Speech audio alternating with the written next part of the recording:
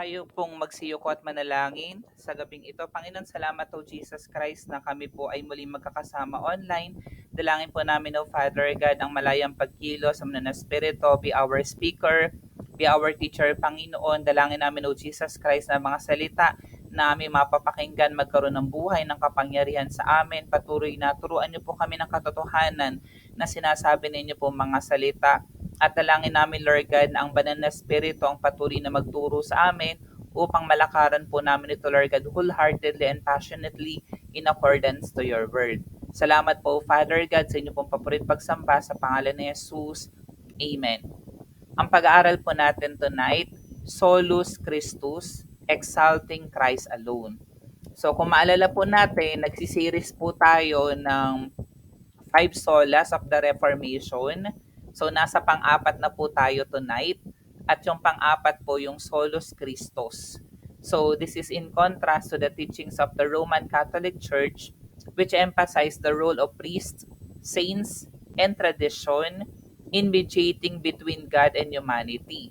Yung Solus Christus kasi, ibig sabihin nito, exclusive and central yung role ng ating Panginoon, Jesus Christ, in salvation and in our Christian life. So, ibig sabihin, hindi na natin kailangan ng mediator between God and man, kundi si Jesus Christ lamang po para tayo pong lahat ay maligtas. So, ano po ba yung historical context nito? So, in the 16th century Reformation, yung doctrine ng Solus Christus, it emerged as a response to the perceived departure from biblical truth within the Roman Catholic Church.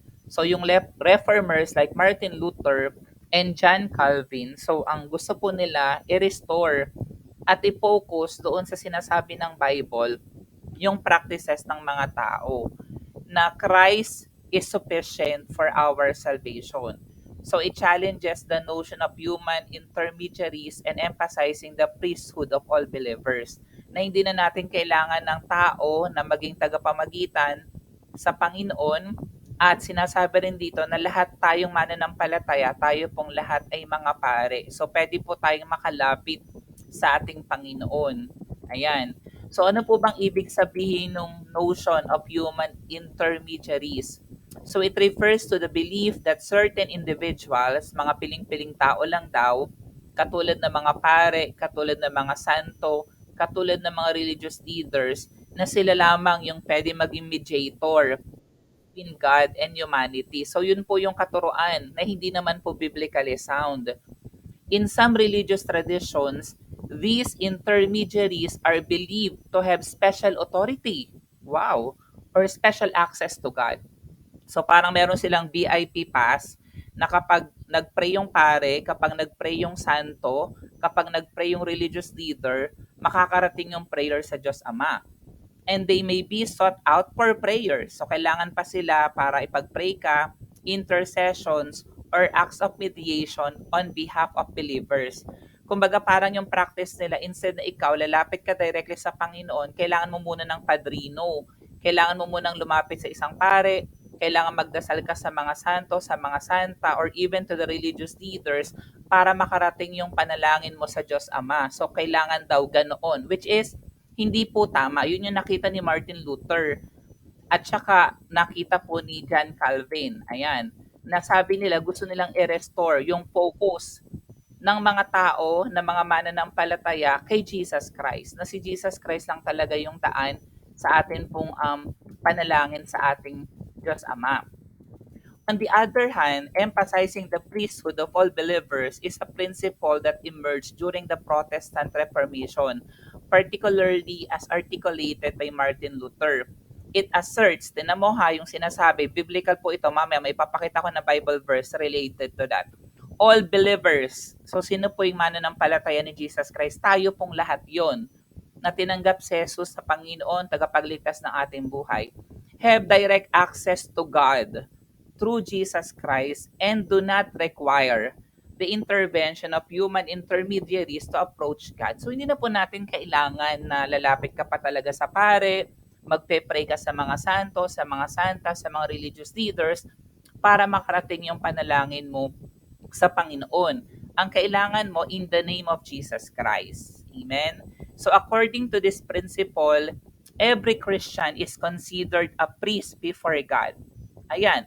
So tayo pong lahat ay priest before God with equal access to Him. O, hindi mo kailangan ng VIP pass ha. Walang kapangyarihan, more power yung prayer ko kumpara sa prayer mo. As long as ang pinagpe-pray natin in the name of Jesus Christ, pareho po yan powerful. And we have equal access to God. And the ability to offer prayers, worship, and intercessions directly. Kaya nga sabi, di ba, we should worship the Lord in spirit and in truth. Anywhere, pwede ka makapagpuri sa Panginoon, makapag-pray sa Panginoon in the name of our Lord Jesus Christ. Pangalan lamang na yung makapangyarihan sa lahat. Walang power yung pangalan ni Maria, ni Padre Pio, pangalan ni Pastor Rio. Wala pong power yon. Ang pinaka-powerful po yung prayer natin kay Jesus Christ. Sabi ng 1 Peter 2:9, but you are, referring to all of us, a chosen people, a royal priesthood, a holy nation, God's special possession, that you may declare the praises of Him who called you out of darkness into His wonderful light. Temo ha, ngunit kayo isang lahing pinili, mga maharlikang pare. So lahat po tayo ay priest in the name of Jesus Christ, isang bansang hinirang, bayang pag-aari ng Diyos. Pinili raw tayo upang magpahayag ng mga kahangahangang ginawa niya. Siyang tumawag sa atin mula sa kadiliman nung hindi pa natin siya Panginoon, tagapagligtas ng ating buhay, patungo sa kanyang kahangahangang kaliwanagan. So malinaw po ang sinasabi ng Bible, lahat po tayo ay mga pare at lahat po tayo ay makakalapit sa Panginoon. This verse highlights the identity and role of all believers as members of a royal priesthood. It emphasizes that every believer, hindi lamang yung mga religious leaders or clergy, has been chosen by God to serve as priests, offering spiritual sacrifices and declaring the praises of God. This underscores the idea that all believers, lahat po tayo, have direct access to God and are all called to participate actively in the work of ministry and worship. So again ha, hindi mo na kailangan gumamit ng padrino para yung panalangin mo makarating sa Diyos Ama. Lahat po tayo ay may access. At ang name na gagamitin po natin in the name of Jesus Christ. So para maunawaan po natin yung Solus Christus, kailangan naunawaan po natin yung hermeneutics. We should interpret the scripture in its historical and literary context. So this approach would ensure a faithful understanding of the biblical teachings on Christ's unique role as Savior and Mediator. Siya yung ating tagapagligtas at siya yung ating tagapamagitan. Tingnan nyo ha, kung magbabasa ka ng Bible, wala pong mediator na binanggit doon kundi si Jesus Christ. Hindi rin po totoo na si Mary ay ating mediator sa Panginoon. Only Jesus Christ. Kaya sabi dito, exclusive mediator. Pag exclusive, isa lang, singular. Hindi po maraming mediator natin sa Diyos Ama. Solus Christus, kaya nga in Jesus Christ alone, it affirms that Jesus Christ alone serves as the mediator between God and humanity. Kaya masabi ng 1 Timothy 2:5, sapagkat iisang Diyos, referring to God the Father, the Son, and the Holy Spirit, at iisang tagapamagitan sa Diyos at sa mga tao, ang taong si Kristo Jesus. So malinaw iisa daw ang tagapamagitan. So kung tatanungin mo ko, si Maria ba tagapamagitan? Si Juan ba? Si Pedro ba? Tagapamagitan sa Diyos at sa mga tao? Hindi po. Si Jesus Christ lang po ang tagapamagitan natin. Ang prayer natin in the name of Jesus Christ, makakarating sa Diyos Ama. Pero ang prayer natin in the name of Mary, Padre Pio, in the name of Pastor Rio, hindi yan makakarating sa Diyos Ama. Only Jesus Christ's name po ang powerful. Pangalawa, redemptive work. Salvation is accomplished solely through Christ's atoning work on the cross where He paid the penalty for sin in full. Sabi ng Hebrews 9:26, pag sinabing in full, bayad na, tapos na, hindi na kailangan ulitin. So once and for all, isang beses ang nag-sacrifice. Sino po? Si Jesus Christ, para tayo pong lahat mabayaran yung ating mga kasalanan. At nabayaran na po yan. Kaya nga sabi ng Hebrew chapter 9 verse 26, biblical na naman, kung hindi gayon, kailangan sanang paulit-ulit na siya'y mamatay. mula pa ng likhain ng sanlibutan. Subalit minsan lamang siyang nagpakita, ngayon magtatapos na ang panahon upang pawiin ang kasalanan sa pamamagitan ng handog na kanyang inialay. Isang beses lang napako si Jesus Christ sa cross. Kaya tuwing Semana Santa, hindi mo kailangan magpapako sa krus para ulitin yung tinapos na gawa ng Panginoon. Ang kailangan mong gawin, tanggapin si Jesus sa Panginoon, tagapagligtas ng buhay mo at paniwalaan na pinatawad na ng Lord ang kasalanan mo, past, present, and future sins. At panghawakan mo yun because that is the grace and the love of Jesus Christ. Ang dapat mong gawin ay mag-participate, manampalataya sa Panginoon, magpalago sa mensahe ng biyaya at patuloy na lumakad sang-ayon sa kalooban ng ating Panginoon. Again, in the name of Jesus Christ. Walang ibang nagbigay ng kaligtasan para sa iyo kundi si Jesus. Hindi namatay si Maria para sa iyo. Hindi namatay si Pedro, si Padre Pio, hindi namatay si Pastor Rio para sa iyo, 'di ba? Ang namatay para sa bawat isa po sa atin si Jesus Christ para magkaroon po tayo ng kapatawaran sa ating mga kasalanan at magkaroon ng buhay na walang hanggan. Kaya in Christ alone. Pangatlo, sabi ng John 14 verse 6, Jesus declares himself as the way, the truth, and the life, affirming his, again, exclusive role as the avenue to God the Father. So kung gusto mo makarating sa Diyos Ama, sabi dito, si Jesus lamang. Sabi kasi niya, ako ang daan, ako ang katotohanan, ako ang buhay. Walang makakapunta sa Ama kundi sa pamamagitan ko.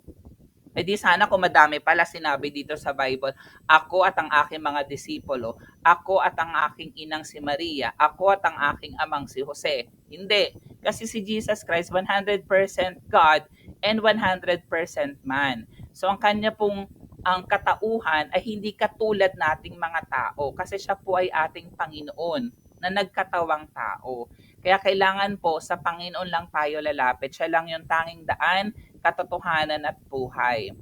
Ano pa po ang sabi ng Colossians chapter 1 verses 15 to 20?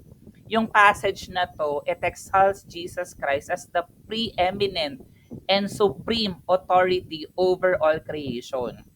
So, hindi mo po dapat i-level si Jesus Christ dun sa mga saints. Kasi sabi nga ng Bible, tayong lahat believers, mga santo na po tayo.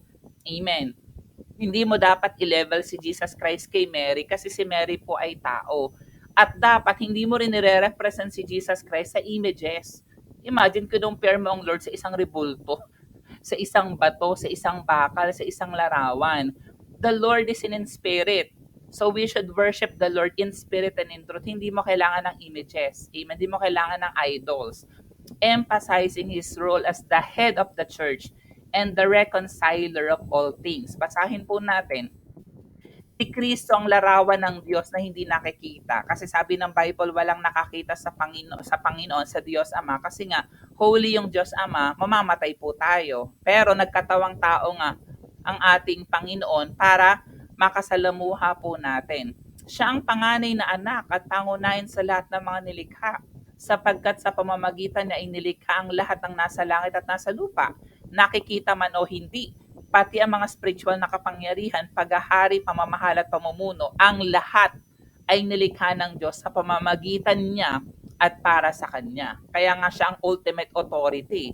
Even yung buhay na meron ka, galing yan sa Panginoon.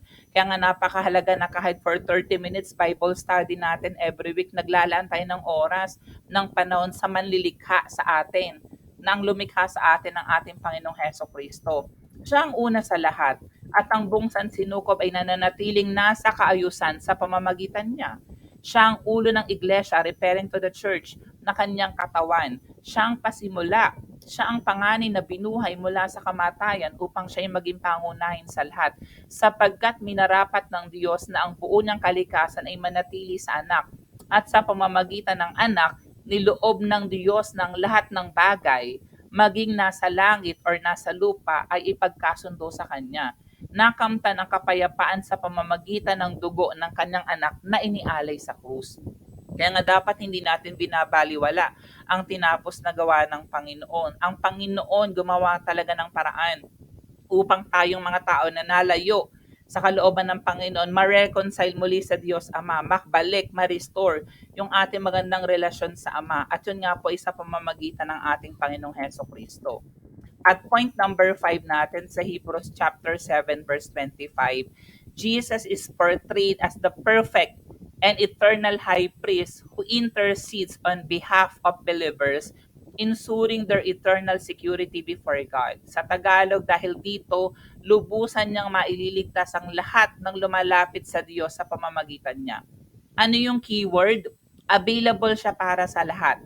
Tandaan mo, regardless of your social status in life, regardless of your gender, regardless of your preferences, regardless of your age, sabi diyan, lahat daw ng tayo maliligtas kapag siya ay lumapit sa Panginoon. Amen. Sa pamamagitan ng ating Panginoong Heso Kristo, sapagkat siya'y nabubuhay magpakailanman upang mamagitan para sa kanila. So, very powerful when we pray unto Jesus Christ. Amen. Kasi yung Panginoon, siya yung patuloy na namamagitan sa atin. Every time na nagkakamali tayo, nagkakasala tayo, ang tingin pa rin sa atin ng Diyos Ama, perfect tayo, blameless tayo. Kasi nakikita sa atin ng Diyos Ama yung blood of Jesus Christ na nasa puso't kalooban na natin nung tinanggap natin siya na Panginoon at tagapagligtas ng ating buhay. So, ano po yung ating conclusion tonight? Solus Christus encapsulates the biblical truth that Jesus Christ alone is the source of salvation. Ito gusto ko maunawaan mo to kahit na maiksi yung ating Bible study. Wala kang kukunan ng kaligtasan kundi si Jesu Kristo. So kung hindi ka nananampalataya kay Jesus na Panginoon tagapagligtas ng buhay mo, tendency is pupunta tayo sa impyerno, di ba? Pero kung talaga naniniwala ka kay Jesus na Panginoon tagapagligtas ng buhay mo, pupunta ka ng langit. Kasi wala naman purgatory sa Bible. He is the source of redemption, na yung kasalanan po natin pinatawad na past, present, and future sins. Therefore, makakalapit tayo sa Panginoon. Nagiging karapat-dapat tayo sa paningin ng Diyos Ama because of our faith kay Jesus Christ. And we are being reconciled to God. Amen. Yung ating mga kasalanan, sabi ko nga, napawi na, napatawad na yan, yung ating magandang relasyon sa Panginoon na nasira, nung nagkamali or nagkasalang tao, nung si Eva at si Adan ay kumain ng ipinagbabawal na bunga, na-restore yung ating relasyon sa Panginoon. Na-restore sa pamamagitan ng tinapos na gawa ni Jesus Christ sa cross of Calvary. It emphasizes the sufficiency of Christ's work on the cross and His preeminence over all creation. Ito gusto ko rin emphasize sa inyo, sufficient na po yung tinapos na gawa ng Panginoon. Huwag mong sabihin sa akin, naniniwala ko kay Jesus Christ, magpe-pray pa ako kay Mary, magpe-pray pa ako kay Padre Pio, kay St. Francis, kay St. John, kay St. Peter, dadamihan ko, the more the merrier. Hindi po. Ibig sabihin, hindi mo ino-honor yung kapangyarihan, yung authority ni Jesus Christ. Enough na po in the name of Jesus Christ. Siya lang po ang makapangyarihan sa lahat. In contrast to the teachings of human intermediaries, Solus Christus directs our gaze solely to the person and the work of Jesus Christ as the ultimate authority and mediator. Again, walang ibang tagapamamagitan sa Diyos Ama at sa tao kundi ang ating Panginoong Heso Kristo lamang. Ano po yung application natin? As we reflect on Solus Christus, i-reaffirm natin yung ating commitment sa Lordship ng ating Panginoon sa ating mga buhay. Tandaan mo, si Jesus, tagapagligtas natin, yes. Pero at the same time, si Jesus Christ po, Panginoon ng ating buhay. Pag sinabing Panginoon ng ating buhay, siya yung naka-enthroned sa puso at kalooban po natin. Yung mga decision making po natin, tinatanong natin, kalooban ba ito ng Panginoon? So ngayon naturuan kita ng salita ng Diyos in accordance to the Word of God. Dapat yung mga malimong practices na ginagawa, hindi mo na dapat gagawin. Hindi ka na magpe-pray sa ibang mediator kasi wala namang ibang mediator kundi ang ating Panginoong Heso Kristo. Ina-acknowledge mo dapat yung tinapos na gawa ng Panginoon and that is enough. Paniwalaan mo yon, tanggapin mo yon, embrace mo yon sa buhay mo. So may we recognize and embrace His exclusive role. Siya lamang yung ating Savior. Siya lamang yung ating mediator. Trusting fully in His finished work on the cross for our salvation. Once and for all, tinapos ni Lord ang lahat sa cross of Calvary. Pinatawad na tayo sa ating mga kasalanan. Hindi mo na kailangan ulitin. Hindi mo na kailangan higitan o labanan yung tinapos na gawa ng Panginoon. Enough na ang tinapos na gawa ng Panginoon, anong dapat mong gawin? Paniwalaan, lakaran, i-embrace mo yan sa buhay mo. Solus Christus calls us to anchor our faith in Christ alone. Again, ang pananampalataya mo dapat nakaangkla kay Jesus lamang. Kay Jesus lamang. Kay Jesus lamang. Hindi kay Jesus at sa taong ito.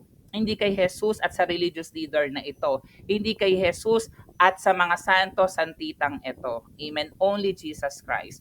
To follow His example of humility, maging Christ-like po tayo. Gawin natin kung anong ginagawa ni Jesus Christ. Obedience and sacrificial love. And to live lives that honor and glorify Him in all things that we do. Tayo pong manalangin. Panginoon, salamat for this night. Salamat, Panginoon, na patuloy niyo po kaming tinuturoan that in Christ alone, Panginoon, naroon po yung kaligtasan, Panginoon. Kaya Lord, patuloy namin itong i-embrace sa aming boy. Salamat na kayo pong aming ultimate mediator. Salamat sa mensahe na aming napakinggan. Alam ko, Panginoon, na marami kaming natutunan at ang dalangin ko na yung mga salita na aming napakinggan magkaroon ng buhay, ng kapangyarihan sa bawat isa po sa amin, Lord God. At patuloy na ma-apply po namin sa aming mga buhay, O Jesus. Lord, sa inyo pong papurit pagsamba sa pangalan ni Jesus. Amen.